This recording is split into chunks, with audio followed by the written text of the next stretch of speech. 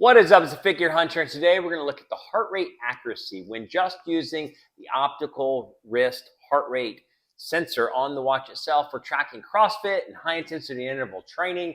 So if you like this review, please give it a thumbs up. Please consider subscribing for more. So as I've shared in the past with CrossFit or high intensity interval types of training, it's typically the most intense or the most fluctuant in heart rate. So it's sometimes the hardest for an optical heart rate sensor to keep up with.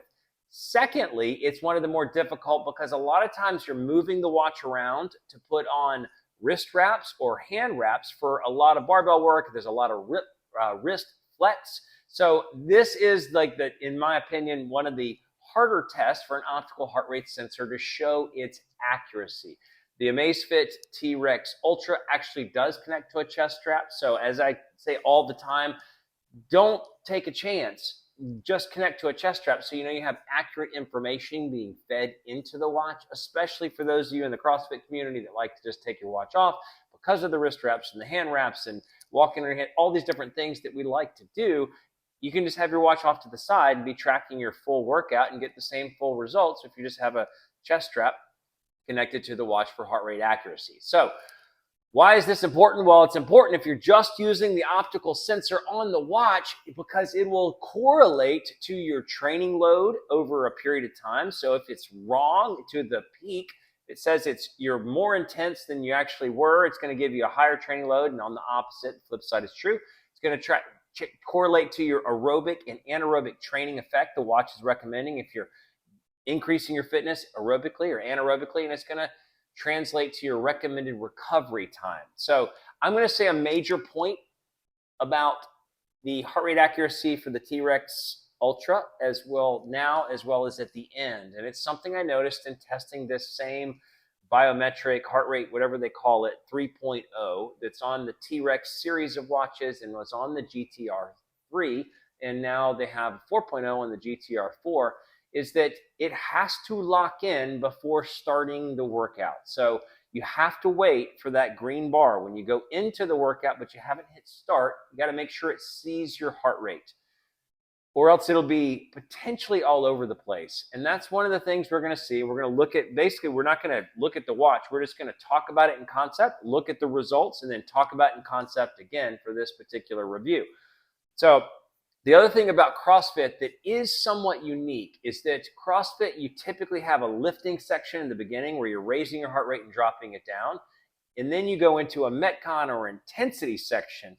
And what you'll see in some of these graphs is that it is not quite locked in the beginning, but because there's cooling periods in the lifting section of the CrossFit workout, it is able to lock in and then tracks really well. So it's, if you were just straight out of the gate going intense and staying intense and it didn't quite get a firm hold on your heart rate, it might have completely erroneous results. And that's just hypothetical. But I'm going to give you the results across 8 workouts. And for whatever reason, I didn't realize that you could connect up to Strava and download the heart rate literally from the Strava app to be able to sync into actual data. So I had to do some overlay graphs for the first 6 or for the first 5, and then so you'll see a lot of overlay graphs built into this, and a couple that were like directly head-to-head accurately run. So let's look at the results and then talk about what we see. Okay, so here we have the first graph, and it really actually tracked relatively reasonably, and you can see that it missed some of the actual lower peaks. So the dark red is the Amazfit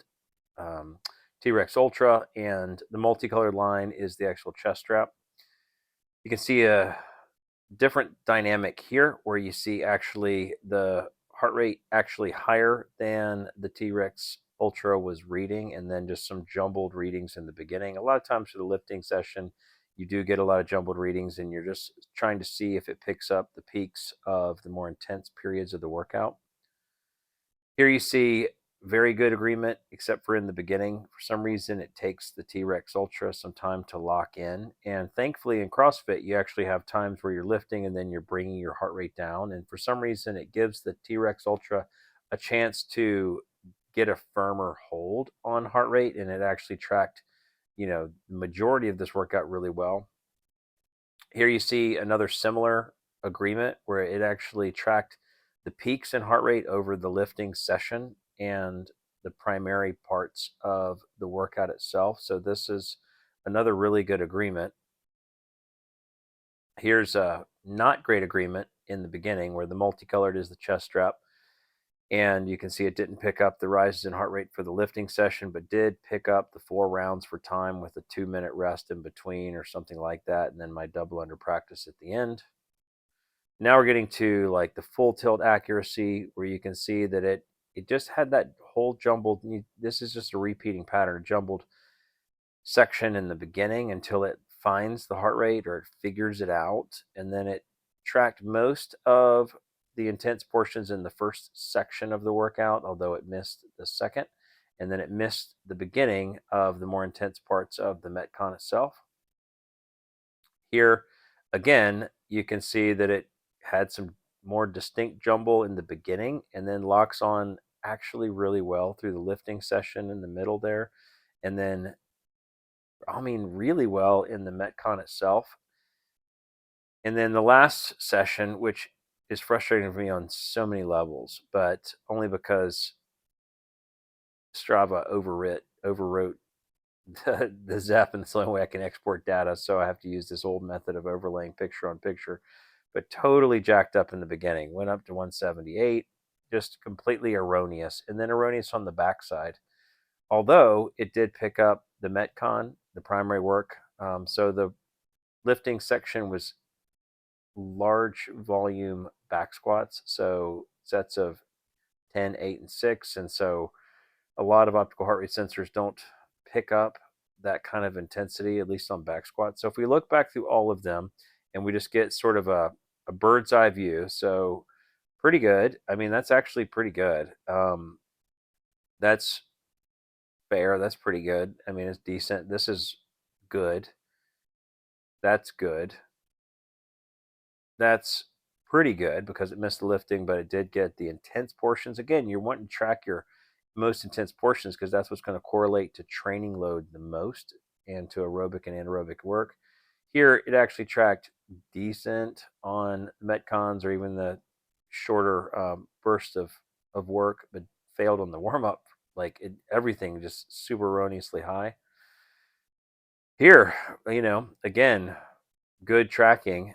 And then this last one, like jacked up all around, although it did pick up the intense true work very well once it actually locked in on the heart rate. So I think this all just shows that it's high. It actually can be very good at times, but highly inconsistent. So there you have the results. And in the results, I feel kind of mixed feelings. And one thing I will say about my previous testing of the GTR3 with this same sensor built in was that for some reason, over a longer period of time, it actually got more inaccurate. I don't know if I was like making sure it was locked in before I started the intensity parts, but that's the major problem with this watch, is if it is not locked in and you go to more intensity, it is not going to work. And a lot of times it's going to not work to the overside. So it obviously in some of those warm-up sessions where it didn't lock in the beginning, it was showing like super high heart rate, which was completely wrong. Once it did lock in, and it showed that it did lock in over the course of like all of the workouts, it actually was fairly reasonable. I would say fairly accurate, other than a few little like lag times in starting a peak level of intensity. But overall, it's really accurate.